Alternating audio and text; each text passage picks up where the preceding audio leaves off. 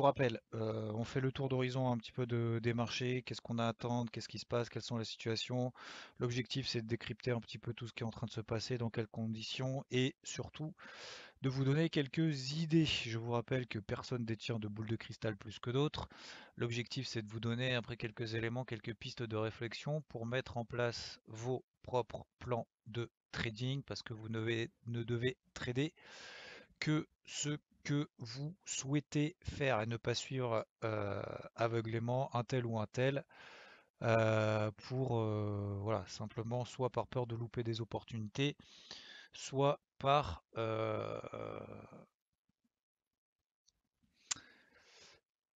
soit simplement pour suivre bêtement et sans forcément derrière avoir des éléments après pour pouvoir corriger le tir quand ça se passe bien ou quand ça se passe mal, de pouvoir reproduire les réussites et de ne pouvoir corriger les erreurs. Donc, je vous rappelle, concernant les marchés, alors les marchés sont quand même assez erratiques, il y a vraiment très peu de conviction. Déjà la semaine passée, c'était quand même limite, on a eu quelques tentatives, alors là je suis sur le CAC, mais si on se met sur le DAX, c'est encore pire, parce que sur le DAX notamment, on a sorti par là, on était dans un espèce de petit range, on avait une première panique suite à l'intervention de Powell en disant que l'année 2020 sera quand même pas terrible. Derrière, le marché a commencé à décrocher. Finalement, la Fed annonce racheter des obligations d'entreprise sur le marché secondaire, etc.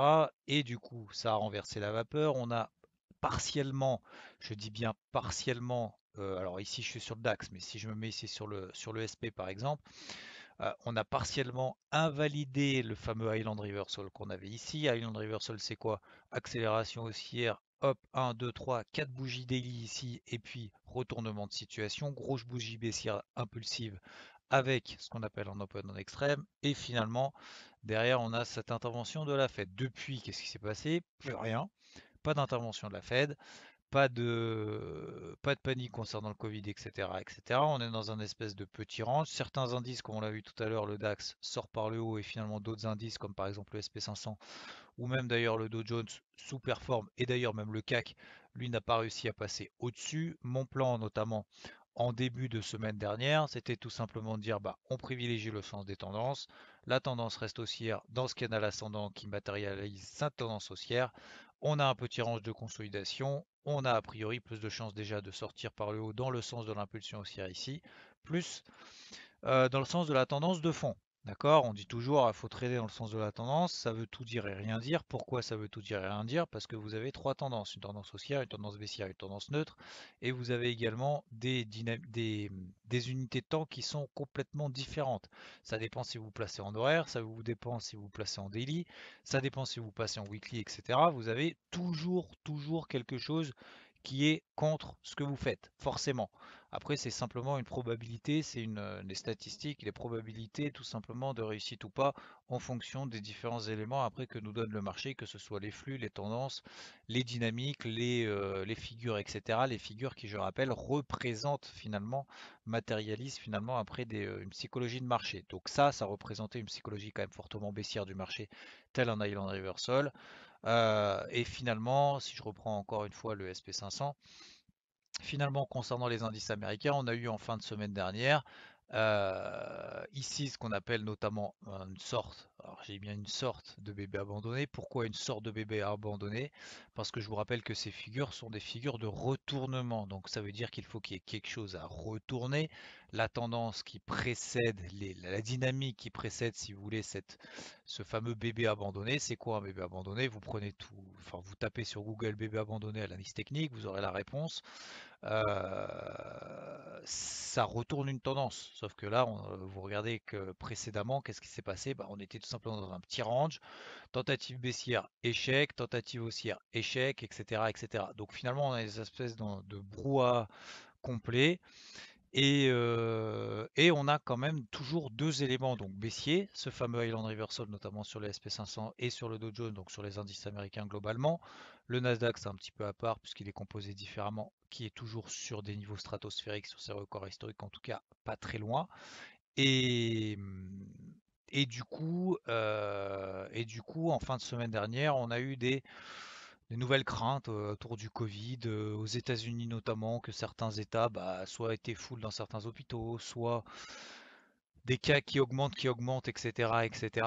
Controversé, bien évidemment, enfin, bien évidemment, ça aurait pu ne pas être le cas, mais bon, bien évidemment, Trump, en tout cas, se fait peut-être plus rassurant que la situation réelle en disant que finalement, tous les chiffres annoncés concernant le Covid, etc., finalement, ce sont tout simplement parce qu'on teste beaucoup plus de monde, donc en fait, il y a beaucoup plus de personnes qui sont déclarés, comment dire, j'allais dire détenteurs, mais qui ont le Covid, que ceux qui ne l'avaient pas, tout simplement parce que la méthode de calcul est différente. Ça, c'est un peu le même principe. Ça dépend bien évidemment de la manière dont vous calculez, que ce soit le chômage. D'ailleurs, cette semaine, je vous rappelle qu'on attend le NFP et l'ADP, chiffres qui de toute façon ne représentent absolument rien. Bref, passons. Donc, tout dépend bien évidemment de la manière dont on calcule. Peu importe, le marché a décidé de se dire, tiens, c'est avant le week-end, on a à nouveau des inquiétudes autour du Covid, peut-être reconfinement, peut-être pas reconfinement, etc. On ne prend pas forcément beaucoup de risques, ce qui semble quand même relativement légitime en quittant les marchés avant le week-end dans ce type de situation. Du coup, les marchés américains ont entamé une petite phase de conso, d'accord? Et d'ailleurs, il n'y a pas plus de bobos que ça. Le jeudi, finalement, on réintègre un petit peu ce range-là sans forcément accélérer. Et le vendredi, finalement, on accuse un petit peu plus le coup, ce qui n'est pas le cas des indices en Europe, parce que si vous regardez les indices européens, que ce soit le CAC, le DAX, eh ben, on est toujours dans ces espèces de micro-ranges. On a tenté, notamment sur le DAX, de sortir par le haut. Ici, si je suis sur le DAX, ici en daily, on essaye d'en sortir par le bas, et finalement, balle au centre, d'accord? Donc on a un espèce de petit salut Charles, salut Brice, salut Mathieu. Et salut Seb. On a ces espèces de petits ranges de consolidation latérale, etc., etc. J'espère que j'ai le chat qui s'affiche correctement parce que je sais pas trop comment est-ce que je dois vraiment l'afficher. Bon, normalement, je suis bon. Euh, donc du coup, voilà, ça nous donne des marchés qui restent toujours très erratiques. De toute façon, il y a deux choses qui drivent les marchés, c'est soit le Covid, soit les banques centrales. C'est tout. Le reste, finalement, le marché s'en fout un peu. Ça nous montre la semaine dernière d'ailleurs qu'on avait mardi les PMI, c'était mardi ou mercredi, les PMI en zone euro, ils étaient largement meilleurs que prévu et finalement le marché n'a pas bougé, on était là-haut dans de ces ranges et finalement derrière on n'a même pas accéléré. Donc même des stats qui sont bonnes finalement ça donne pas grand-chose. Donc, on va quand même surveiller cette semaine, bien évidemment, le NFP. On ne sait jamais, quand bien même, je vous rappelle que les chiffres du NFP le mois dernier, on attendait des destructions de postes, et on est ressorti finalement avec des créations de postes, et en plus dans le communiqué de, de l'institut, du cabinet, je sais pas, de l'organisme qui réalise le sondage vis-à-vis des statistiques du NFP, même eux ont estimé que peut-être qu'ils s'étaient plantés de 5 millions de personnes. Donc ça montre que, attention, vous avez un chiffre qui sort, bon, pas bon, moyen, etc. Faut lire malheureusement, enfin malheureusement ou heureusement, je sais pas, faut lire en tout cas entre les lignes et l'intégralité du rapport jusqu'au dernier paragraphe, puisque c'était dans le dernier paragraphe où elle indiquait qu'il s'était planté et que même s'il découvrait après coup de combien est-ce qu'il s'était planté, de toute façon il corrigerait pas le chiffre. Voilà. Comme ça au moins c'est clair, c'est réglé. Donc voilà, concernant à peu près, on va dire l'aspect macro-micro, il n'y a pas grand-chose qui a changé, la situation n'est pas meilleure. D'un point de vue microéconomique, je vous rappelle que les publications d'entreprise, elles sont déjà largement passées, donc on verra ça dans 2 mois. Les publications trimestrielles, encore une fois, pour moi, seront les données clés, très probablement, en tout cas d'un point de vue micro, pour peut-être avoir un petit peu plus de précision sur soit si ça va mieux, soit c'est pire, soit on est dans le creux de la vague ou dans l'œil du cyclone, comme vous voulez, qui nous permettra derrière peut-être d'y voir peut-être, enfin on l'espère bien évidemment, un peu plus clair. Euh, tac.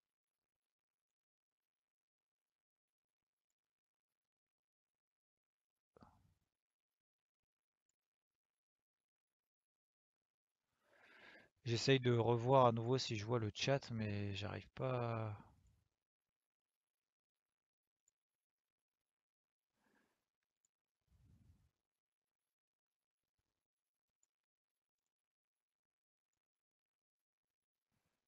à voir si je vois correctement le chat. Bon, je me suis un peu emmêlé les pinceaux. Bon, j'espère que vous n'avez pas trop de questions parce que Je crois que j'ai un souci pour voir le chat. Bon, peu importe. Je vais continuer. De toute façon, je vais pas être long. Je vais vous expliquer un peu tout ça. L'objectif, voilà, c'est que vous puissiez apprendre tout ça. Et puis, si après vous avez des questions, n'hésitez pas à le poster en commentaire dans cette vidéo. Et puis, j'essaierai d'y répondre avec grand plaisir, si bien évidemment, réponse j'ai. Donc, je vais pas être long. Donc finalement, en fait, on reste dans un marché en fait de spéculation complet. Je vais vous donner également deux choses. Après, j'arrête un petit peu sur la partie macro et micro, mais la semaine dernière, on avait eu chose très importante quand même, la BCE, donc Christine Lagarde à sa tête, qui a dit la crise est passée. Voilà, je cite, fin de la citation, la crise est passée. Et au-delà de ça, vous avez dans le même temps le FMI qui annonce ah bah non, en fait, les marchés se trompent complètement. On risque d'avoir une correction violente parce qu'on a une déconnexion totale entre la réalité de la situation et le niveau finalement des indices qui sont à peu près, hein, grosso modo, sur leur plus haut historique, hein, à quelques pourcentages près et pas très loin. On est sur des records historiques, alors que la réalité de la situation est bien plus grave. Donc vous voyez que vous avez quand même deux avis qui sont. Pourtant, d'ailleurs, Christine Lagarde a fait partie était à la tête du FMI pendant 8 ans. Et malgré ça, vous voyez que vous avez des dirigeants, entre guillemets, qui ont quand même des visions complètement opposées, que ce soit des marchés, que ce soit de la situation, entre certains qui vous disent, bah, de toute façon, la crise n'est pas derrière nous, d'autres, ah bah non, on est en plein dans le dur, et les marchés se trompent complètement pour le moment. Euh, donc vous voyez que ça nous donne, et c'est aussi la raison pour laquelle, alors, soit c'est une cause, soit c'est une conséquence, mais que les indices restent dans des ranges quand même au bas, et finalement on n'en sait pas plus. Voilà. Donc, par contre, il y a des éléments quand même qui, je ne vais pas dire ne sont pas trompeurs, mais on a quand même des tendances peut-être un petit peu plus marquées, un peu à droite et à gauche, on va le voir juste après. Donc on a toujours des tendances haussières sur les indices. Les indices, on a des signaux baissiers matérialisés par ces Island Reversal ici. Alors je vais vous mettre le SP500, pardon, je vais vous remettre le SP500, donc ça c'est plutôt un signal de retournement, de changement fort de psychologie, on ne va pas y revenir. Deuxième élément, on est sorti par le bas de ces fameux ranges marqués par ces petits bébés abandonnés, là aussi qui traduisent le fait que bah oui, ça gappe à la hausse, on fait un petit doji d'indécision, finalement on gappe à la baisse, on met une grosse bougie baissière impulsive, on sort par le bas de ce range, et également de ces tendances haussières matérialisées par ces canaux ascendants. Donc ça nous donne des éléments plutôt baissiers à très court terme. On a toutefois, on a ces ranges ici, ces précédents ranges. Donc je vais le mettre ici, hop, et si on le décale un peu, voilà. Ça nous donne finalement ces précédentes bornes hautes de range de canaux horizontaux. Euh, c'est latéralisation finalement à plat dans des ranges daily, et on voit qu'on a fait un pullback là-dessus une première fois et qu'une seconde fois on va très probablement y arriver. Je vous rappelle que les marchés se souviennent beaucoup plus, d'accord, si on part du principe que l'analyse technique euh, part du principe que le marché a une mémoire, que l'histoire se répète, etc., qu'on qu'on n'y croit pas, peu importe, on voit que les niveaux quand même réagissent. Par contre, ça veut dire quoi? Ça veut dire que ces canaux ascendants, ces obliques, etc., ce que vous voulez, ça nous donne soit des lignes de vitesse, soit des niveaux d'invalidation, soit des niveaux de tendance en dessous desquels on commence à invalider.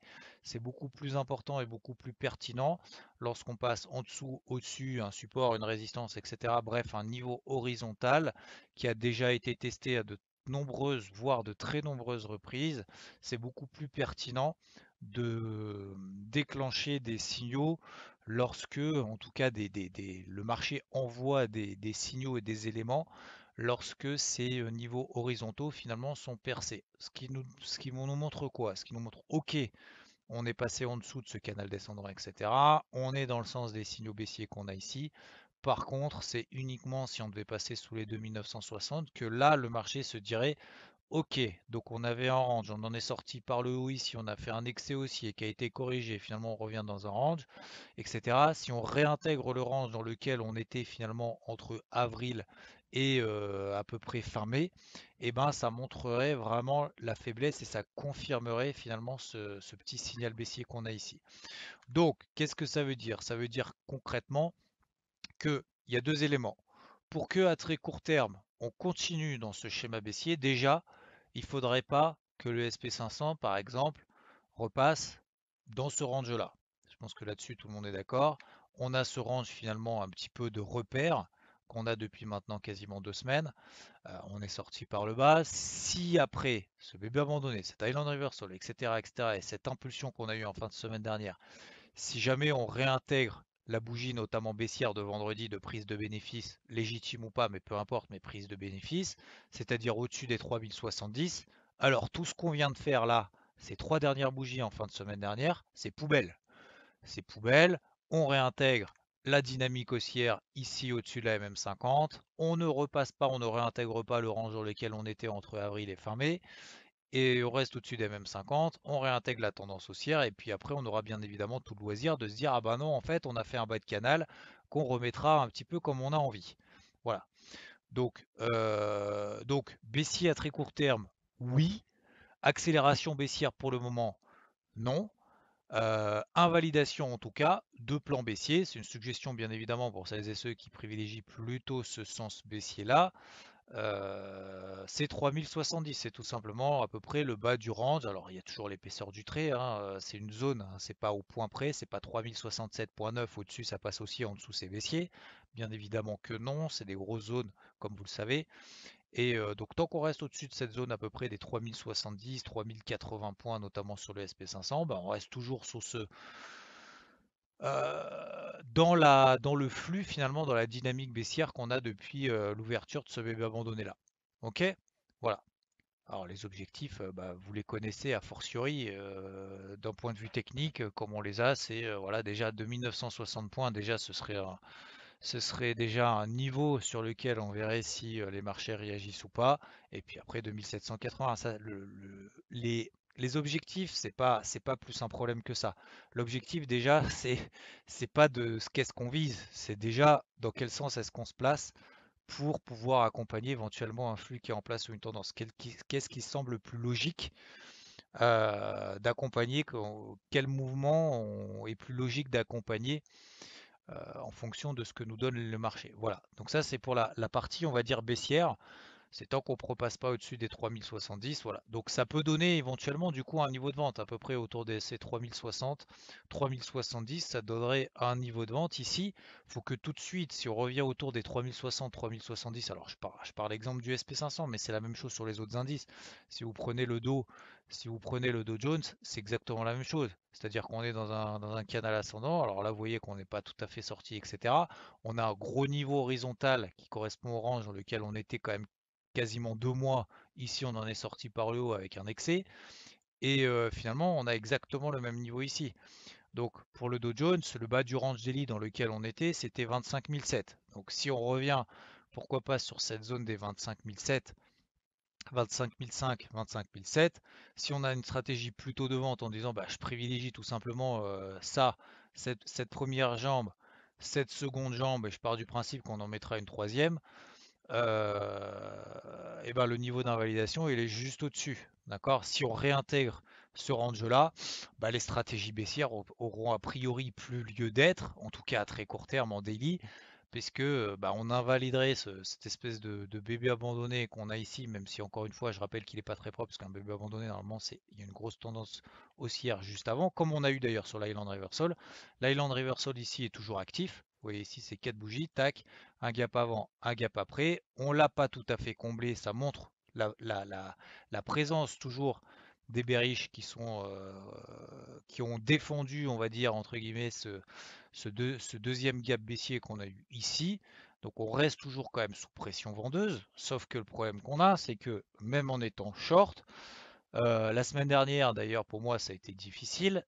Pourquoi? Parce qu'en fait j'ai vendu le marché, les indices, sauf que derrière, on a eu des contre-réactions absolument hallucinantes d'une heure à l'autre, soit à cause ou grâce, peu importe, d'une intervention d'une banque centrale, que ce soit la BCE, la Fed, etc., etc.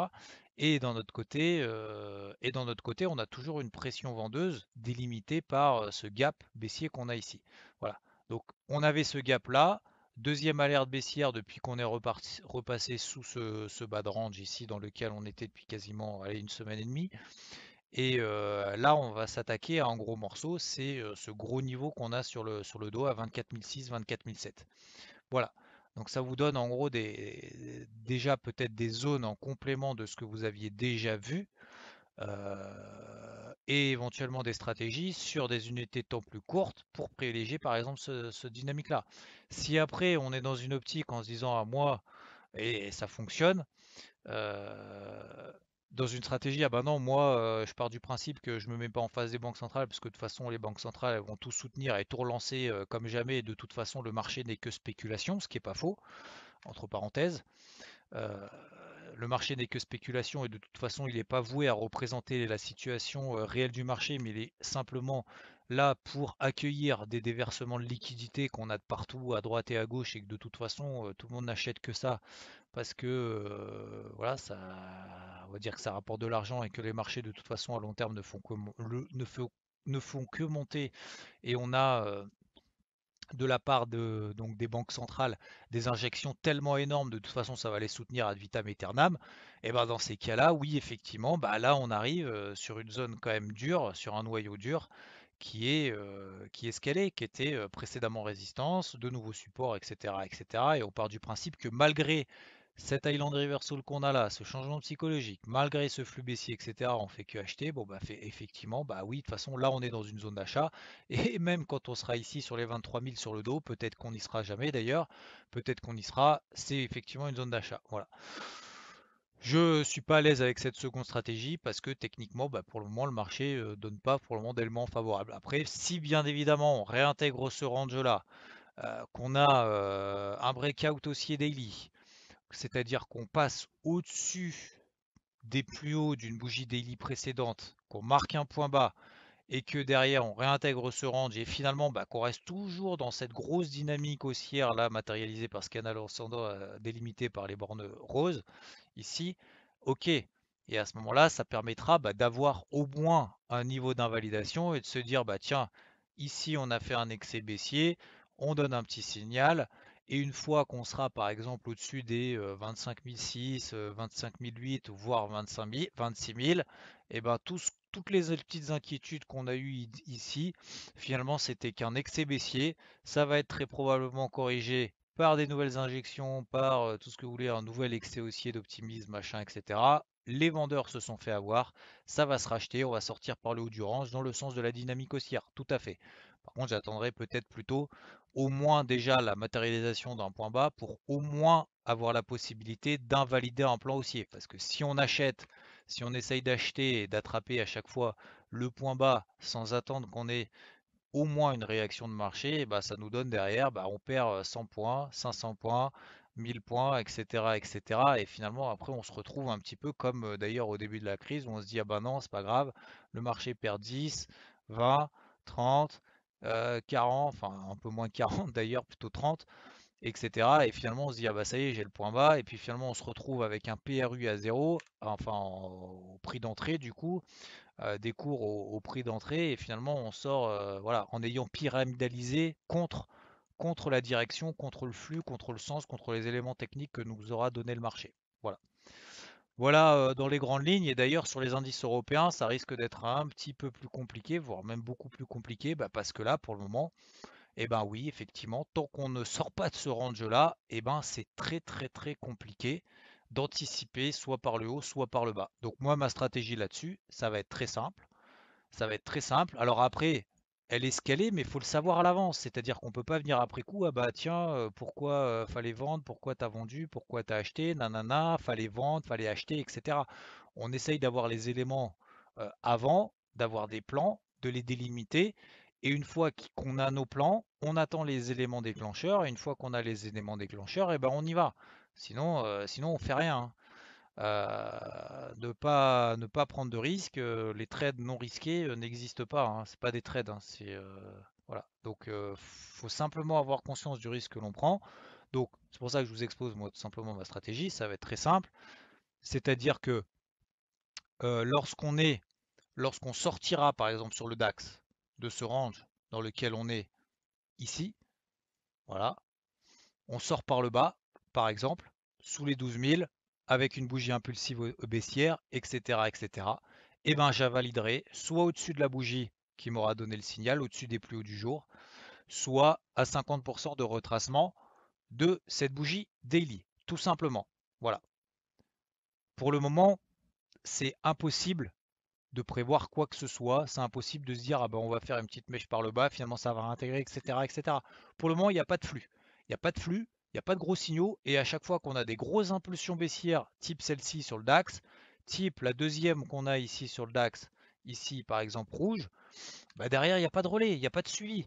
Et de la même manière, d'ailleurs, dans l'autre sens, si on prend ici cette bougie impulsive haussière qu'on a, ce petit gap sortie de range, etc., magnifique, superbe. Alors le DAX, il s'emballait tout seul, hein, d'ailleurs, parce que si on prend le CAC, le haut de range, on l'a pas pété plus que ça. Bref, peu importe, on prend que le DAX ici en daily parce que on part du principe qu'on ne trade que l'indice qu'on regarde.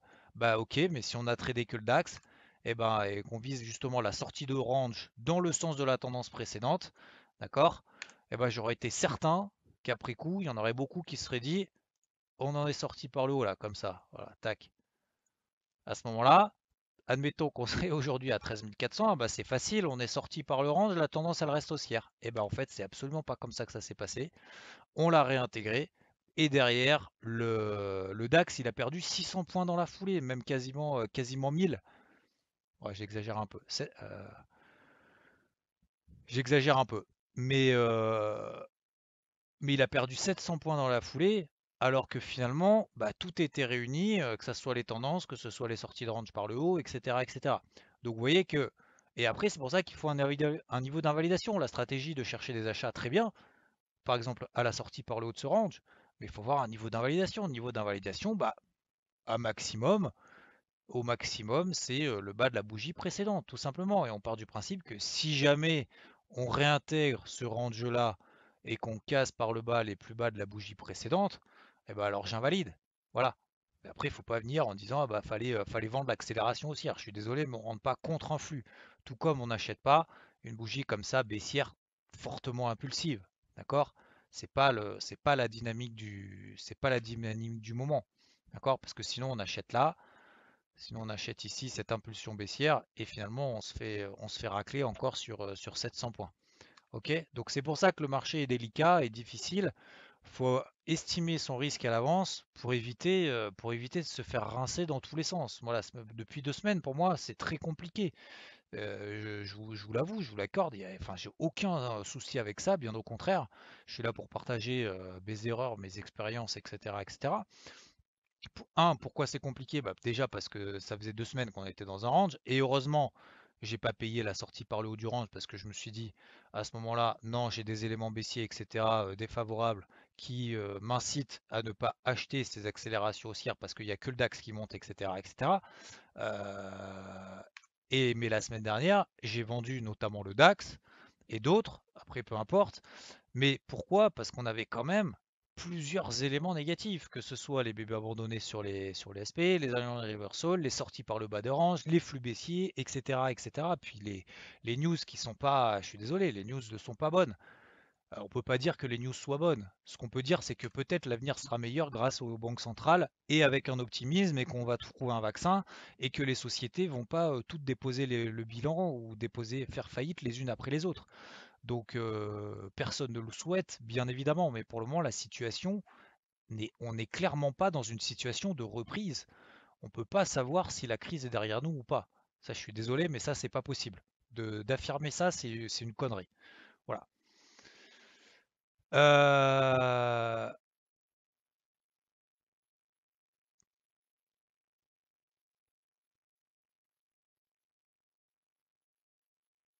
alors, Antonin, moi j'ai acheté le DAX qui a rupture de canal.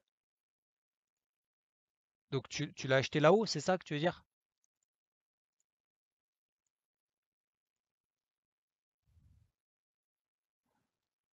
Antonin, là-haut.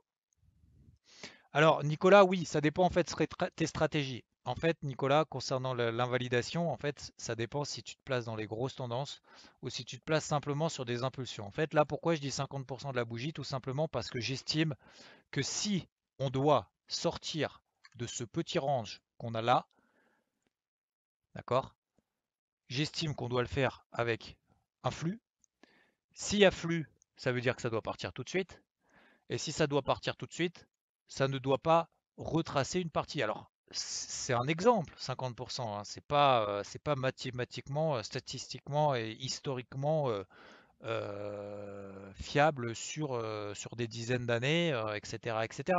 C'est simplement un niveau, un point de repère qui te permet de dire que si, avec la violence du flux qu'on a, si on ne retrace pas trop de pourcentage, trop par rapport à cette impulsion qu'on a, qu'elle soit baissière ou haussière, eh bien, on ne peut pas, on invalide tout simplement la stratégie. Voilà.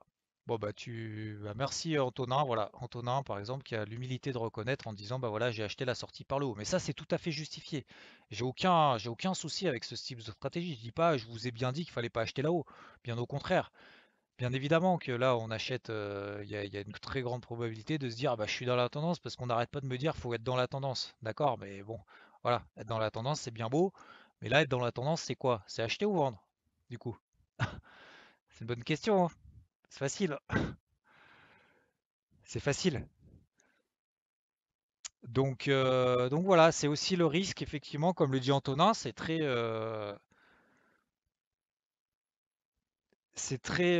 très formateur et très, très intéressant ce que nous dit Antonin en disant qu'il était plus fort que les autres indices. Du coup, alors qu'il était baissier, du coup, il a quand même acheté le DAX. En fait, c'est pour ça que dans ce type de marché, faut vraiment faire attention faut vraiment faire attention au, à la lessiveuse. La lessiveuse, c'est de se dire, ah bah en fait, bon bah merde, j'étais baissier, ça monte, ah bon bah j'achète là-haut, bon bah j'étais haussier, du coup je vends. Moi j'étais, je vous le dis en toute franchise, là, bah, vous le savez, mais parce qu'on l'a Trader Zoom la semaine dernière, je vous l'ai dit, moi je pense, enfin au début de semaine dernière, je vais attendre une sortie par le haut de ce range-là.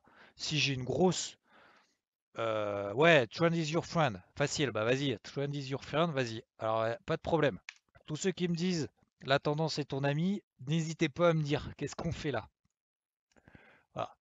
Et qu'on me dise pas on attend la confirmation que en fait si on sort par le haut, et ben en fait ça monte et si on sort par le bas ça baisse. Moi c'est pour ça que je vous dis en amont, moi je peux pas le deviner plus que les autres. Moi ma stratégie est simple, c'est-à-dire qu'en fait là moi j'ai ce range là, je vous donne les bornes 12 050, 12 450.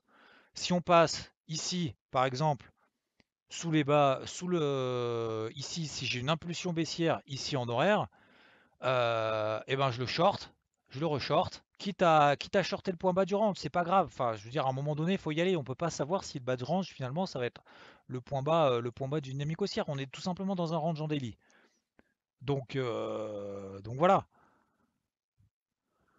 Donc on est dans une espèce de grosse lessiveuse, c'est chiant, c'est pénible. Et moi le premier, et voilà, mais à un moment donné, on peut pas.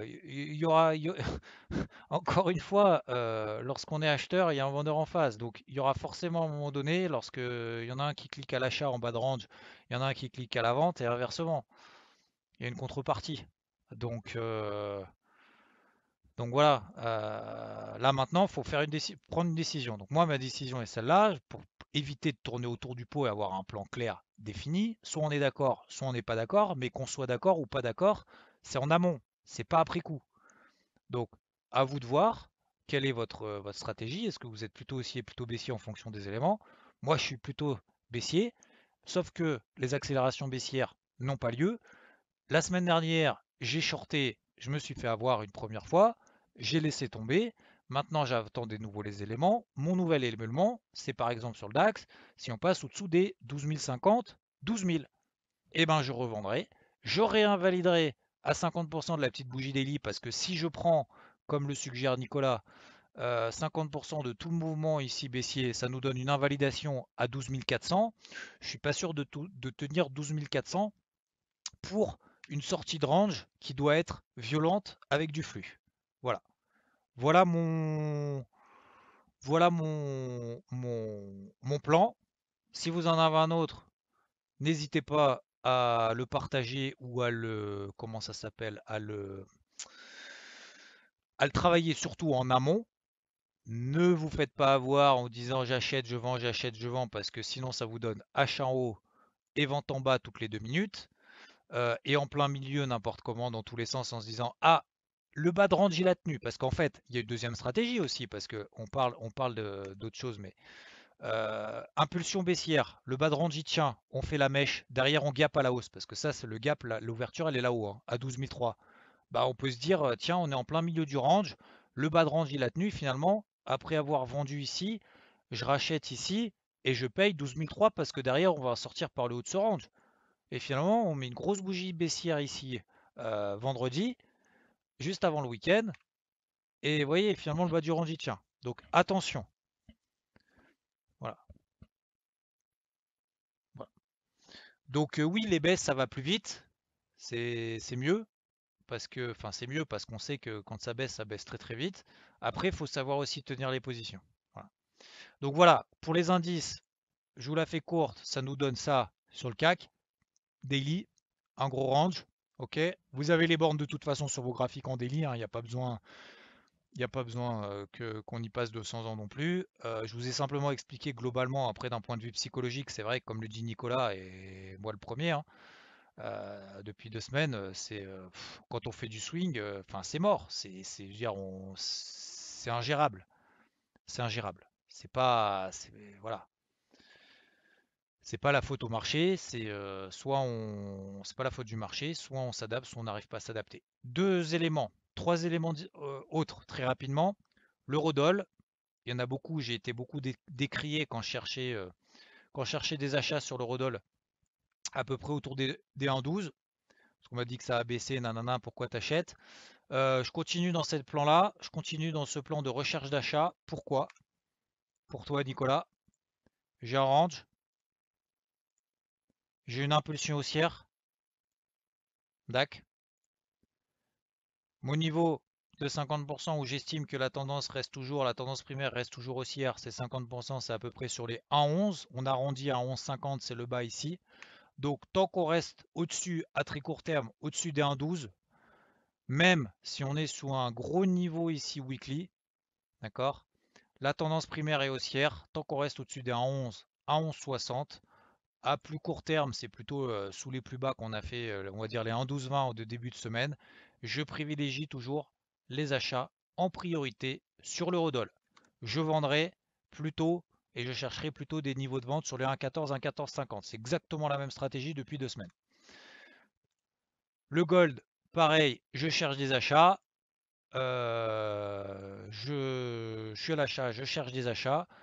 Pourquoi? Très simplement, range, tendance primaire haussière. On est dans une logique d'injection de liquidité de la Fed, etc., etc. Du coup, ça pèse plutôt sur le dollar. Ça renforce notamment la pertinence du gold. Ça renforcerait également la pertinence du gold si on a plutôt une latéralisation des indices comme ça pendant pas mal de temps. La tendance est ce qu'elle est. Le niveau mon niveau d'achat, c'était 1680, 1700. Mon deuxième niveau d'achat, c'était au-dessus ici des 1760 à peu près à la louche, ok, entre 1740 et 1760. C'était tout simplement le haut du range dans lequel on était depuis mi-avril. On s'en extrait par le haut. Attention, ça nous donne toujours des mèches un petit peu dégueu en intraday avec des grosses impulsions baissières, etc. Mais le sens privilégié, à mon avis, c'est toujours l'achat tant qu'on ne réintègre pas ce range. Donc niveau d'invalidation, réintégration de ce range ici, ça nous donne à peu près les 1740 $. Voilà. Le problème, c'est clair, on est d'accord, si on regarde ici en mensuel, le gold, il est haut, il est sur ses plus hauts de 2011 et de 2012. On aura de toute façon, à chaque fois qu'on prend un trade à l'achat ou à la vente, il y aura toujours quelque chose pour nous contrarier et nous dire l'inverse. Sinon, on serait dans une dynamique exponentielle. Tout le monde est d'accord. On achète du Bitcoin fin 2017 parce qu'on est dans des niveaux stratosphériques s'il ne fait que monter. Ça nous donne un Bitcoin à 20 000 et finalement, c'est le point haut. Voilà. Donc, de toute façon, il y aura toujours une contradiction. Donc, si on privilégie le daily et l'horaire, le gold reste haussier. On privilégie toujours les achats tant qu'on reste au-dessus des 1740. Si on réintègre en dessous de 1740, dynamique haussière qui commence à être invalidée, d'accord, on réintègre le range, etc. Invalidation des stratégies temporaires à l'achat. On arrive sur un gros niveau de résistance, je sais, mais pour le moment, ça va ça corrobore avec, un, la tendance notamment qu'on a sur le dollar. Ça nous donne la tendance sur l'euro-dollar, qui est haussière. C'est dans le sens des injections à droite et à gauche des différentes banques centrales. Et si on peut considérer, moi je ne considère pas que le gold soit une valeur refuge, pour moi c'est plus une paire du forex qu'une valeur refuge, mais bon, peu importe. Si on part du principe que sur les indices, eh ben, ça va brouter comme ça un petit moment et qu'il ne va pas se passer grand-chose avant les trimestriels, c'est-à-dire au moins d'ici 2 mois, donc c'est-à-dire qu'on va toujours être dans des ranges plus ou moins élargis sur les indices, et bah, le gold peut continuer sa route comme ça au fur et à mesure, lentement. Voilà, lentement, mais sûrement, tant qu'on reste au-dessus des 1740. Voilà. Moi, je vends pas le gold. Je suis pas un vendeur de gold. De manière générale, c'est pour moi le vendre le gold, c'est dangereux. Voilà. Tout comme le pétrole, même si sur le pétrole on a eu des petits signaux baissiers la semaine dernière, petit signal baissier, vous voyez, même sur le pétrole. Ici, puis derrière, on n'a pas de relais. C'est-à-dire qu'en fait, les flux, ils durent une journée. Sur le pétrole, il a perdu 8%, ce qui est quand même pas mal.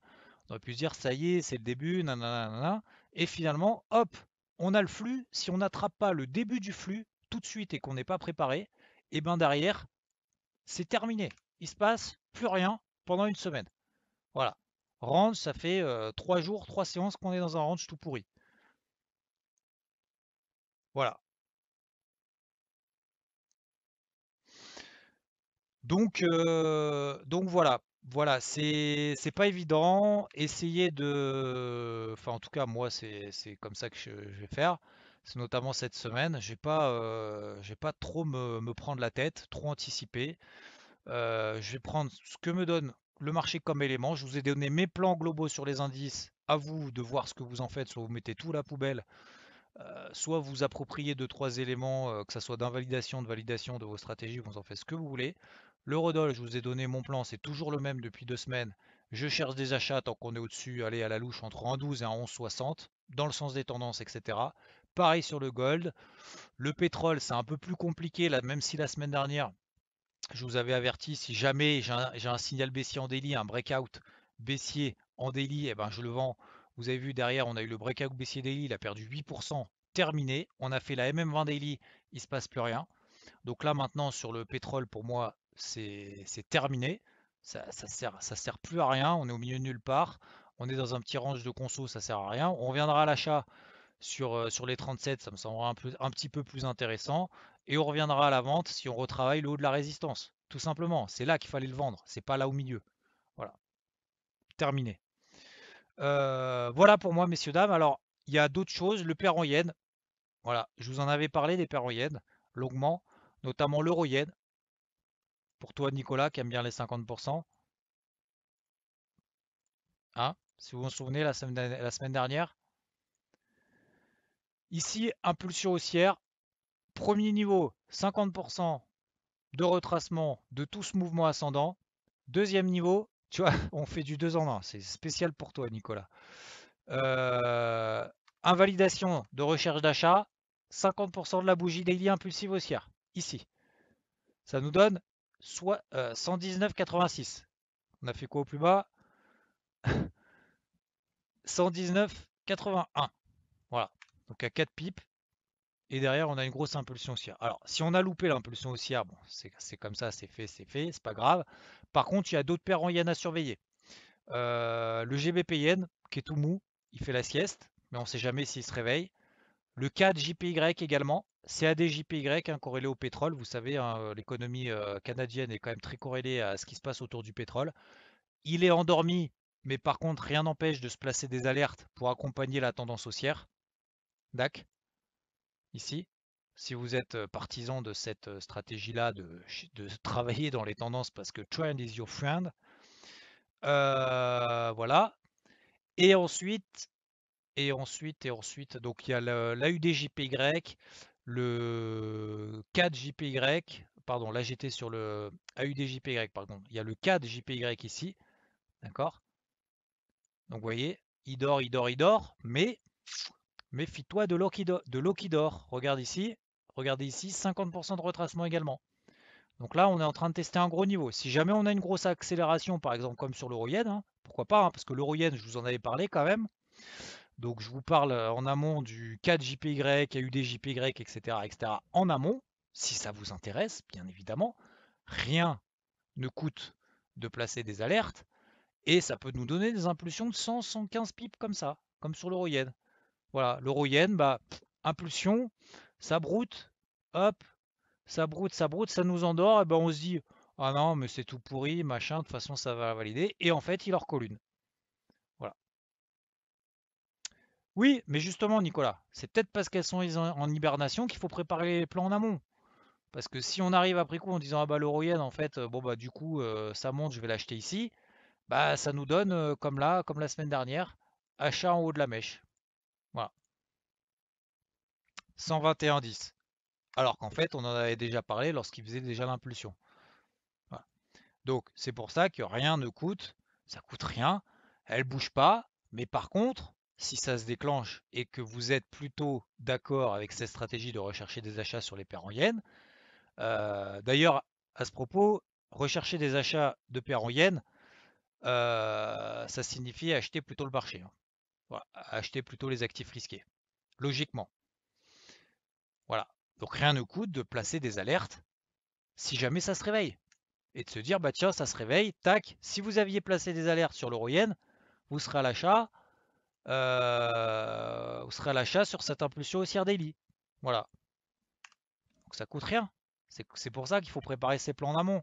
Pas arriver sur le moment en disant oulala ça baisse, je vends, oulala ça baisse, je monte, j'achète, peu importe. Ou l'inversement. Ça monte, je vends, ça baisse, j'achète un petit peu au pif au moment où il y a de l'action, quoi. Voilà. Voilà, messieurs, dames, je vous souhaite une bonne journée. Merci de votre attention, merci de votre présence et je vous souhaite une bonne journée. Je vous dis à plus tard. Ciao, ciao.